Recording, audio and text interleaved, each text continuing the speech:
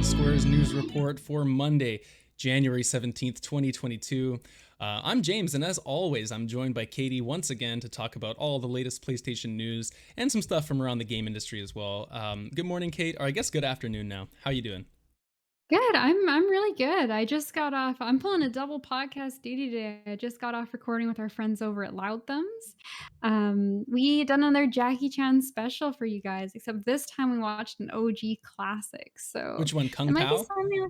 Oh, no, we weren't hungry. No, we watched Legend of the Drunken Master, which I advise you to go and watch. It is an Yeah. absolute blast. But yeah, it's been a good podcasting day. How are you doing? Man, I'm good. I was checking out some Twitch streams earlier. You know, I've, as people know, I'm in the process of moving, and first of all, Mhm. I know you are as well, and I'm so glad to have you back on video this episode because you're Yes. right, it was a little weird, like not It making the was a eye little weird. contact and not being able to see anything moving around. So welcome back to Yeah. the realm of movement and video. Yes, definitely. This is my temporary office for the day. Still in a transition period, as it were, but Yeah. at least a little more setup than last week. Yeah, well, same here, exactly. I've been organizing my desk all morning just to get some semblance of like, hey, I can actually have like a nice setup to sit and podcast and enjoy this little area of my house until we're done, and then I have to go and arrange things for the next 5 hours. But that's fine. Uh, anyway, Kate, let's start the news show, shall we? We've got a lot of news to talk about. Of course, we'll start off with the PlayStation news of the last couple of weeks, and then we'll move into the out of town kind of news as well, and finish off as we always do with a lighthearted kind of interesting story actually this week. This is one of my favorites we've had, so look forward to that at the end of the show.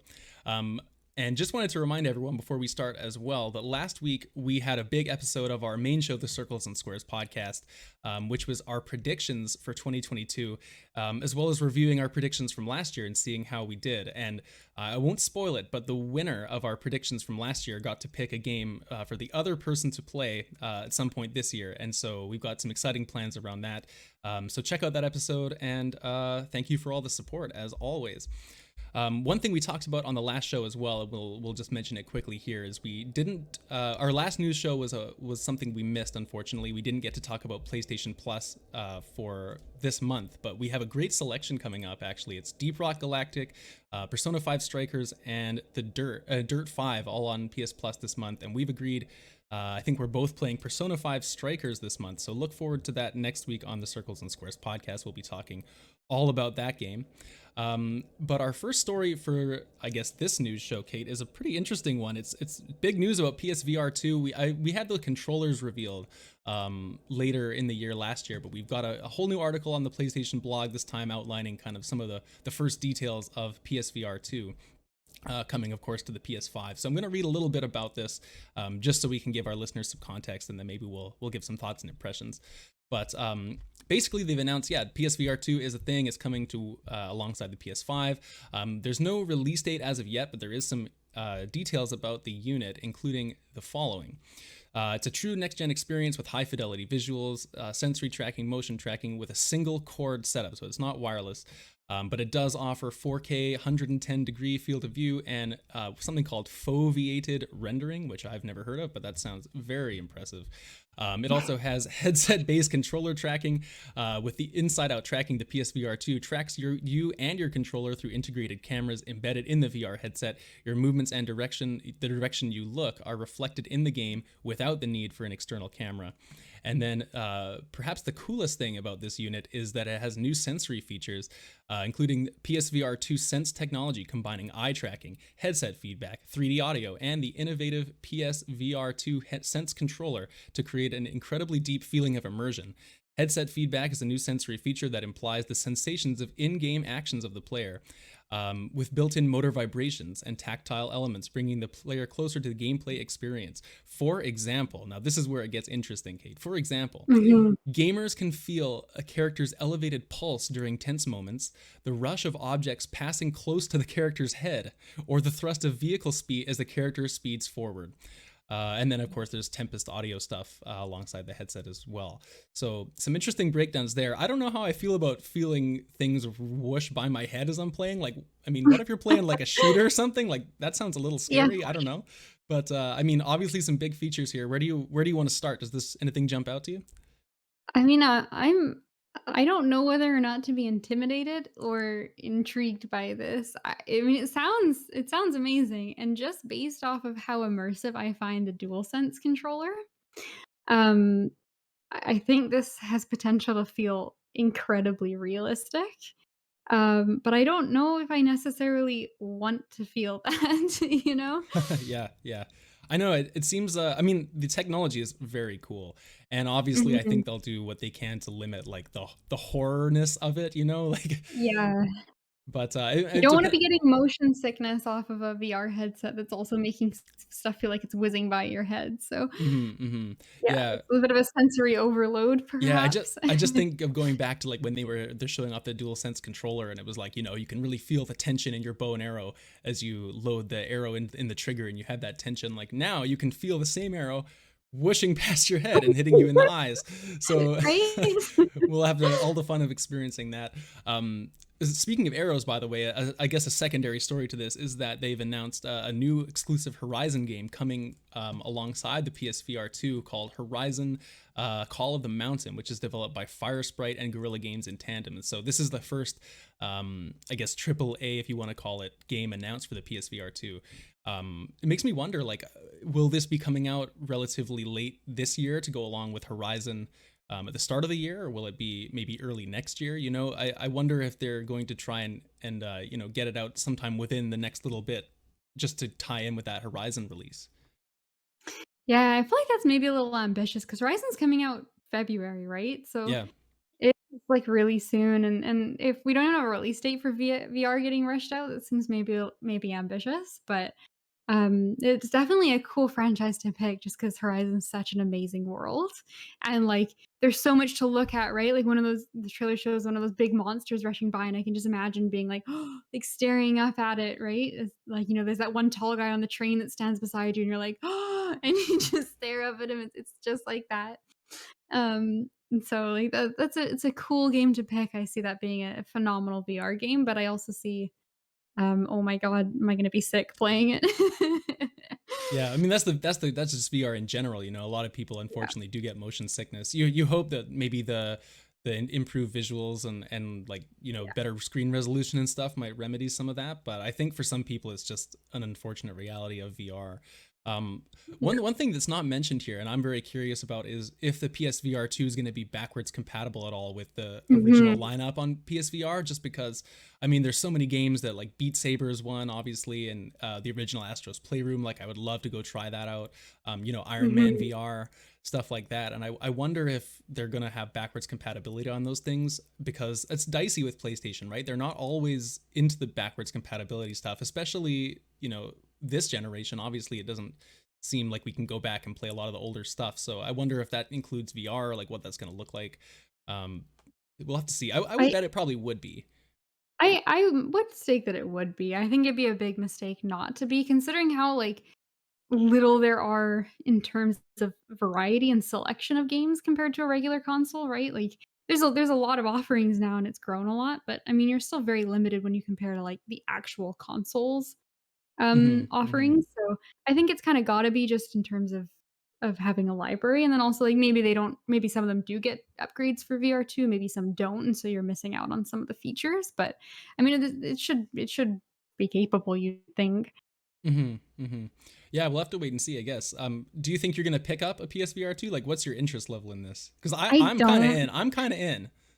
I don't think so. I mean, I'd wanna try one first is my problem. Like, my best friend, he's got a VR headset and we've played. Like, I love Beat Saber and there's a couple other games that we've really enjoyed, but the majority of games aside from ones that are, like, kind of on rails or sort of move in very specific way, I find that I get quite motion sick, especially with the ones that require you to actively move around. I find there's just that disconnect, and I don't feel super comfortable playing them.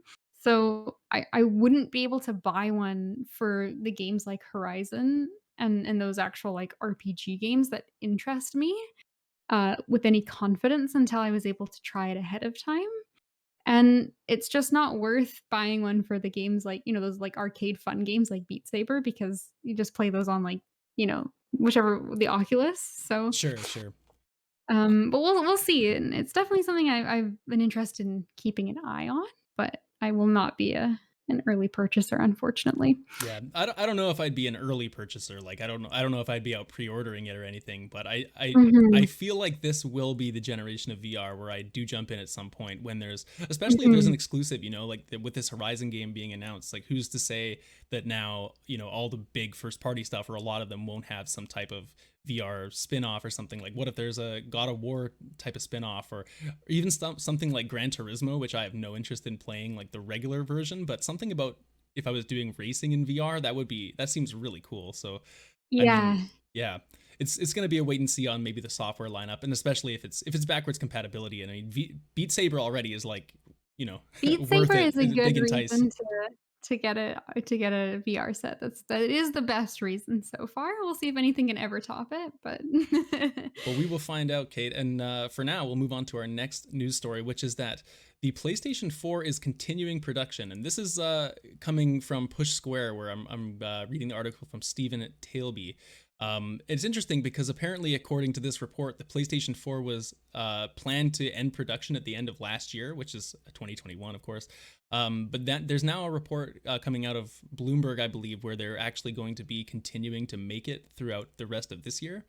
And the reasoning basically is that because of the production of the PlayStation 5 is still going to be, you know, dicey based on all the parts shortages and everything, that I guess they're just doubling down and being like, hey, you know what? A lot of these games coming out, they're still cross-platform. There's a lot of people still with PS4s, you know, we may as well just keep making this because we can.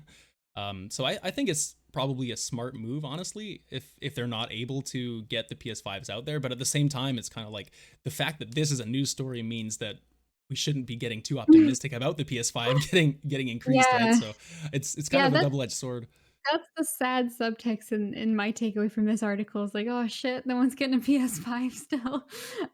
Which bodes well for me. I'm selling my PS4. Let me know if you wanna buy it. This is a sales pitch secretly. But yeah, it's kind of a shame. I'm interested to see, like, how many people break down and they're like, "Well, bugger, I can't get a PS5. I'll make that sad call to buy a PS4." And, like, it's good that it's an option because, you know, some people maybe they'd rather have the cheaper version and, like, you know, just have a PS4 and that PS4 is still a great console. It's still wonderful. But, like, what a sad feeling. I can't get a PS5, I'm giving up and just buying a PS4. Yeah, I guess so. I mean, I think it's positive though, you know, like there's probably a lot of people out there that are, you know, don't have never just want to get into console gaming. They've seen the new stuff coming out. They're like, you know Yeah. what, screw it. There's just so many great exclusives on the Oh, PS4. Like, you know, may as well get this for a year and then wait for the PS5 Slim or something. And I can see a lot of yeah. people getting benefit from those kind of deals because there's no way it's going to be continue to be full price. Like, you know, they might discount it Oh, or something. absolutely. I think this is a good option. It's just kind of the subtext is sort of sad funny. It is, Yeah. yeah, it is. Yeah. It is. But good for you, PS4, I guess. I think it's like moving up the charts arguably as the best selling console of all time, right? Like I don't know if it's gonna catch the PS2 or off the top of my head. I think PS2 is still quite a ways ahead, but I mean the PS4 is one of the PS4 greatest selling. is a good it's a really good console. Like, PS4, like, I played the shit out of my PS4, Yeah. and if it wasn't for a PS5, I would still be using it basically every day. It is a Yeah. great, great, Yeah. great console. It's funny though, like I find even the majority of the stuff I play on my PS5 at this point is still like a PS4 game, you know? Yeah, absolutely. I play Returnal and I play Demon Souls, and that's the only PS5 content I've actually touched. Everything else is just I'm doing my PS4 backlog on PS5 because it just runs a little bit nicer, and I love the DualSense. Yeah, honestly, like that's the main reason, right? And the loading times obviously are so much Oh, nicer, but I my mean, Bloodborne playthrough, oh man, we make it back to Yharnam. I'm so used to being able to like, oh, I'll answer all my text messages and like, you know, go make some lunch. But now it's like, oh my god, I got halfway through a message and I'm back in the game. you like It's miss the disorienting. tool tips on the loading screen. You're like, wait, what was Yeah, that? you gotta read them all? Sorry, what about the sock lever? Yeah, it's wild. Man. Okay, well, let's move to our next story, which may be related to part of this, Kate. There's some interesting stuff coming out. So this next story is from Eurogamer, and it's that Sony is reportedly pulling PlayStation Now subscription cards away from UK retail stores. Um, and so this is an interesting thing to happen because if there's been that rumor of Project Spartacus, right? About like them Mhm. removing PS Now as a service and maybe integrating that with PS Plus and expanding that. I know PlayStation had bought Crunchyroll a little while ago, so I don't know if that would be either some kind of streaming technology from that or just adding that to the service. But I mean, there's a lot of rumors flying around because of this, saying that they're going to be kind of ramping up what the that subscription looks like. Like your PS Plus subscription, does that now include PS Now? Is it now a unified service, or what does that mean? But the fact that these cards are coming off out of retail, I mean, it's got to mean something. They wouldn't just stop selling them because they'd be losing money on that service, right? So it's interesting, and I wonder if they're planning to expand like how many free games people get a month, or if there's going to be some type of Game Pass adjacent service, and maybe that's one of the reasons they're like, hey, let's get as many PS4s out there because so many of these games still run on that console. Yeah, Mhm. yeah. Do you think there's some truth to this, or what do you think it might look like? I think it's basically gotta be this, and if it wasn't this, this is their opportunity to backpedal super hard and go, "Okay, hang on, Project Spartacus is now the streaming service," because I don't know what it could be that would be like, make more sense than doing one of these, right? Like, Xbox Game Pass has been the hottest shit for like, since it came out, and it is not slowing down, and, like, if they're removing these from the store, like, this basically gives credibility to the fact that it is gonna get merged. There's gonna be some kind of system. I hope it's a nice tiered system because I think everyone's gonna want slightly different levels of commitment, with Mm-hmm. it with Mm-hmm. subscription. So, especially for people who just wanna keep doing PS Plus and don't wanna change anything, that's very important. So, I really hope that they just put out reasonable prices with reasonable, content for each one. That I think is where the news is gonna be when it finally ends up, but I think it's pretty much guaranteed that this is sort of the model that's coming. Yeah, it's interesting, right? I think you're right on with the price because for me, it's like, if PS Now was just added to my PS Plus subscription, what do we pay? Like 20 bucks, the equivalent of like 15 bucks a month or 20 bucks a month or Yeah. something. Like that would be something really cool to check out. I would love to just pop in, and I mean, I love popping into Game Pass and just like, oh, I'll Mhm. check out an hour of this game, and if I don't like it, I'll just delete it. And if I like it, then look, I've just found another thing to play, quote unquote, for free. And if PlayStation could have something like that, that would be amazing. But at the same time, as someone that has Game Pass, I don't know how much I would love to pay extra for the same thing kind of on PlayStation when a lot of the time there's just less stuff on PS Yeah, Now I compared to that. I don't think you need both is the thing. I think this is really attractive for people who just don't have like an Xbox, or it's nice for me because I know I've tried out, the trial for Game Pass on PC, and I find that it's just not as appealing as having it on console or having it on both, like, there just isn't as many options, and I personally really hate the UI for it, so that put me off, and I had that horrible issue with the save file on 12 Mhm. minutes, and Mhm. so Game Pass isn't the best experience for me, even though I do really agree with it for a lot of people, so just having, like, a PlayStation one that's already attached to a service I use is convenient, um, but at the same time, like, I don't know, I have too big of a backlog anyway. It's hard to justify buying a subscription service for a bunch of other games that just stress me out because 'cause I'm already not playing the games I own. Um, Yeah. Yeah. but I could see one day down the line, like, just picking it up, especially if it's, like, so easy to justify, like, "Oh, just an extra 10 bucks on this, like, monthly payment or this, like, subscription that I paid, the start of the year and forgot about." So, Mhm. Mhm. That's true. That's easy true. to go down that rabbit hole with subscriptions and things.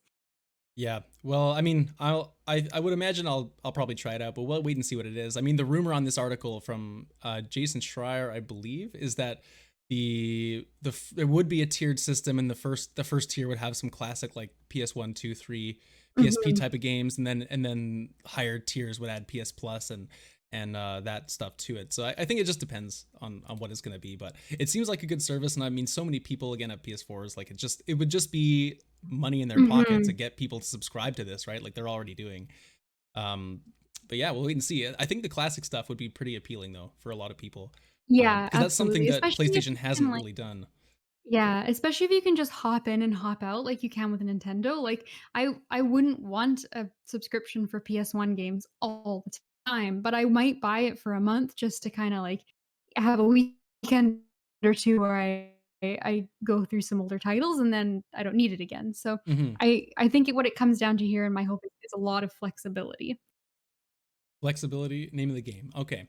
That is all of the PlayStation news we have for this week. But let's move into the out of town scoreboard, Kate, because we got some pretty interesting comments from Phil Spencer. And I'm reading this from Pure Xbox, which is from a few days ago. And Phil essentially is pointing out that Xbox has some tools, AI tools that highlight conversations that are getting to be really destructive or inappropriate. And essentially, what he's proposing is there should be some kind of way to, for the industry to get together and essentially ban people across other networks. So if you're connected to all your accounts, I guess the way that I interpret it is like, okay, well, if I've linked my account to like PlayStation and Epic and Xbox, and it's all through my same email or my same kind of, I don't even know how it would connect, but it would be like if I banned someone for being negative or toxic or something, that they would be banned on across all of my accounts, and it would just be a way for people to just get away from those type of internet assholes, essentially. So it's really ambitious idea, but I think if it was to work properly, and it would just be only good for the consumer. Yeah, I think this is one of those, like, pipe dream things that in theory is amazing, but, like, logistically sounds like an absolute nightmare to make it feasible. I could see it maybe working for games that let you, like, import, like, you just have an account and you're able to play it on any platform, like, I think Bungie does this for Destiny, like, you have your Bungie account, and then you can pull, if I am recalling correctly, you can either pull characters over or you can just sign in on your preferred platform Hmm. and play that way. And now that there's crossplay between the consoles, you're playing technically through your Bungie account still, but it's just linked to Steam and then linked to your Xbox Exactly. Yeah. Live. And so I could see it working on something like that because it goes directly through that feed of your Bungie account. But like if you just own a game on multiple places, and, like, that just sounds like a nightmare, like, I feel like there'd be some, like, gray area of, like, making sure it actually is the same person, and, like, it just sounds like an absolute mess. But it would be nice because if you're a dick on PC, you're probably a dick on Xbox Live. That's right. That's So, right.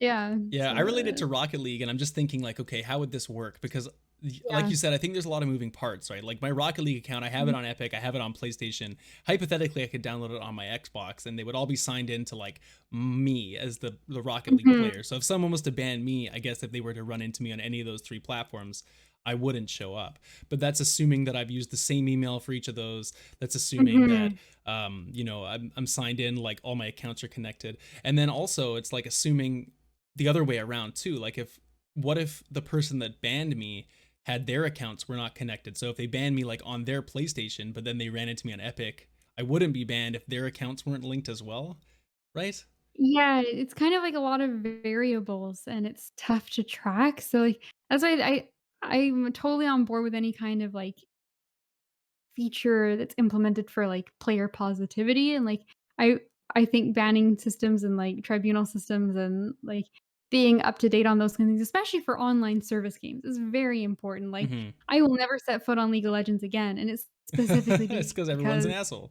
there's it's a horrible environment, and Riot, like, you can report people, but you never feel like they ever actually, nothing ever happens to them. I think the only time I've really seen people get banned is when they're actually, like, cheating. So Yeah. they have good protection for that, but not so much on just being a dick. Maybe they get a warning and they can't play for a week, but then they just have 6 other accounts, so it doesn't matter. And so I'm 100% on board for, getting that toxicity out of there, but I don't know if this is like the behemoth effort that will end up solving things. Man, yeah, well, I mean, I think he's on the right track. I think the Yeah. logistics just need to be ironed out, right? Speaking Yeah. of toxicity on the internet, I'm reading through the comments of this article underneath, and everyone's slamming Phil Spencer for trying to take control of the industry and let platforms have autonomy. And you know what I say to you? If you're arguing that people should be able to be an asshole on multiple different platforms, then I think you're the asshole, and you should shut up and stop commenting negative What things. What is the argument? Like, "Oh, man, I should not be able to play PlayStation just because I told someone to kill themself on Xbox." Yeah, like, what the just ridiculous, just ridiculous. That's funny. Be good people, everyone, be nice, and, Just everyone be support nice. the banning of assholes online I feel because, like I feel yeah. like every time we do a news show, there's always something about, like, toxicity or, like, people trying to implement ways to stop it, and then, like, it just turns into, like, us begging people, "Just be nice to each Yeah, other." once a news show, it's It's like, pretty "Just please be funny. nice, man." Like, we're just out here trying to do a podcast. Like, Yeah. people aren't mean. We haven't had too many mean people for us, but I mean, in general, the internet's just full of Yeah. people like berating other people, making fun of Yeah. people for what they like. Like, we could start just pre-recording, like, a segment that goes at the beginning of the show, like, "Remember, be nice to each other." Save ourselves like a nice 10 minutes Save every ourselves the episode. trouble. It'd be perfect. Oh man. Okay, let's move to our last story, and this one's a very cool one. Is probably my favorite story of the day, honestly, aside from maybe the PSVR2 stuff. Yeah. And this one is there's been I guess like a canceled Game Boy Color add-on that's been uncovered by Liam Robertson, who does a lot of work online uncovering historical game stuff and released technology in games and whatnot. But this is a story about a peripheral, I guess similar to like the Game Boy printer, right? Or like those Uh-huh. type of add-ons. And this one's called the Page Boy, and it would have brought basically like early pager slash like Palm Pilot functionality to the Game Boy Color, like messaging, early form of Nintendo Directs is what it says in the highlight as well. Like I guess they could broadcast commercials to you or something. It just seems like a really interesting peripheral that's very multifunctional. And unfortunately didn't go anywhere, but there would have been, I guess, like a way to talk to Nintendo and get some kind of advice as well or something like that. Like it Yeah, seems like yeah, very multifaceted. there's a, Ask Mario function. You know, remember Ask Jeeves, but this time you ask Mario, and it's like a search engine and look up, like, various queries for your games, and I think it had, like, email functions, so you could email other page Yeah, boy, other uh, Page Boys. other page boys, yeah. This is so incredibly cool. I can't believe, like, this is old, and no Yeah, one ever knew about it, like, it's it's interesting how crazy. stuff like this can be unknown for so long. Like I think this would have been like what 1999 it says here. Nintendo had agreed to work with Wizard on this project codenamed Cheetah after someone was hired as a design consultant in 1999. So wow, yeah, a long time ago. It Yeah, seems it like says crazy they would be like making technology for the Game Boy Color that could do this. yeah, this seems pretty advanced for the Game Boy Color, especially, like, I don't know how advanced the emailing functions would be, but, like, being able to message each other through your Game Boy, like, I wanna live in the alternate universe where instead of smartphones, we just all have Game Boys with page boys built in, and, We're like, still I using know them now. I know smartphones, like, have games on them, right? But they're phones first and, like, gaming Hmm. systems Hmm. second, and so I wanna live in the alternate universe where, like, everybody's got, like, Game Boy, like, the 30th version of the Game Boy, and it's, like, a Game Boy first and a smartphone secondary, and it's still called Page Boy. Yeah. Yeah. And, like, Mario, Google doesn't exist, it's just Ask Mario when you have a search question. Yeah, Mario is like the default way to find anything out on the internet. Yeah. No Siri, no, like, whatever, it's just Mario in your house. Damn. Yeah, it says here on the article. So it says due to lack of cost-effective duplex wireless data networks covering Japan and Europe, the Page Boy would have likely been limited to a North American market, which allowed Nintendo to deem the basically the project was a no-go because they wanted it to be universal. So Yeah. that's too bad because I mean, Sounds like it was a yeah. little ahead of its time, like, maybe ambitious for the time, and then it's just no one would use it now because it there's other like, more convenient ways to do that, but You know what it reminds it me of is like PictoChat. I wonder if someone was like, "Hey, we got Oh, to make yeah. PictoChat on the DS because it's kind of, we never got to do this." And so some designer was like, 15 years ago I was making this page boy and it didn't come together. Like I'm going to put this PictoChat thing on DS." Yeah, it was a shame. I feel like Pageboy would've been a bigger success, like, nobody used PictoChat. Yeah, Nobody cared, but I I feel used like PictoChat kids for like would've 5 loved minutes and Pageboy. then I was It's like, the this is dumb. worst level in Smash Bros. Too. Imagine the Pageboy Smash Bros. Level and how much better it would be. Oh my god. All right, well, this is surprisingly not our feel good fun story for the end of the show, but let's get into that one right now, Kate. So our last story, we like to do something fun, dig up these weird stories from around the internet. And I found one here that's pretty impressive, and I've been like monitoring this throughout the day, by the way, before we were recording. But Mhm. there is a Twitter account where you can actually play Pokemon Crystal. Someone has a working ROM of Pokemon Crystal, similar, I guess, to like Twitch plays, you know, like that type of thing. But you can Mhm. actually play Pokemon Crystal inside this person's Twitter avatar. So you go in, I guess you like tweet their account, and then you can control what's happening, and it moves around when you refresh the page. And I actually was watching this earlier, like just clicking refresh here and there, and I was just watching them walk step by step up into Goldenrod City in Pokemon Crystal earlier. It took about 35 minutes. With very little movement going on, but it's really cool, and I couldn't even begin to understand like how is this programmed or how does this work. But people are so freaking smart. Yeah, this is amazing. The fact that it's just like the avatar, like this is incredible. I love the article too. It says Pokemon Red took Twitter 40 days to beat with over 90,000 comments instructing the player character what to do. And so now Crystal is like trying to beat that record of how quickly they can beat the game. And it is just so incredibly cool. Like, how are people at Game Freak making this barren, baseless Arceus Legends, and someone over here is an absolute legend themselves making Pokemon Crystal playable on Twitter, like, That's a good it's point. it's so cool. That's a really good point. The For as much toxic people that we call out here and say the community's got that bad aspect, there is such a wonderful, amazing section of the community too, just doing cool stuff like this, and it's I'm glad we get to highlight this as well. Me too. I want to say though, like people don't get your hopes up. I really don't think they'll beat Pokemon Red, or Pokemon Crystal, sorry, faster than 90,000 comments, just because the game is like twice as long as Red version. So Mhm. hopefully they do it right. They took 40 days to beat Pokemon Red. Maybe this will be at least somewhat quicker than Right, that, maybe like this day will be wise. less days, more comments, but less days, they get a little more traction. Yeah, we'll have to keep track, and also shout out to this, I guess, the person that makes it, Constantine Leotard from Montreal, Canadian. So from one Canadian show to a Canadian creator, congratulations on this lovely in-game avatar thing. It's very very cool, and man, maybe we should go contribute. Maybe we know Pokemon Crystal We pretty well, Kate. should, We should probably go we and do. get in there and see if we can help out, and you know, I think right now they have like a Spinarak and a Venonat and like, you know, some other They've questionable they've got a choices. they've got a Venonat named Soup, which I'm 100% into, and they've got Quilava too, so they picked a pretty good starter for this one. Okay, I'm not on bad, board. not bad. We're on board for that. Oh man. Anyway, Kate, I think that brings us to the end of the show here. So it's a nice, short, compact news show for you guys. We like to try and keep this one a little shorter because sometimes we run long on the main show with some of the topics and stuff we get into. So we hope everyone has enjoyed the news for this last couple of weeks. Again, if you did, we appreciate all the support wherever you're listening to the show, whether that's a Spotify rating, a YouTube subscription, whatever it is. We appreciate you helping us grow the show and spreading the good word of Circles and Squares. So much love to everyone there. And we, Kate, will be back on Monday.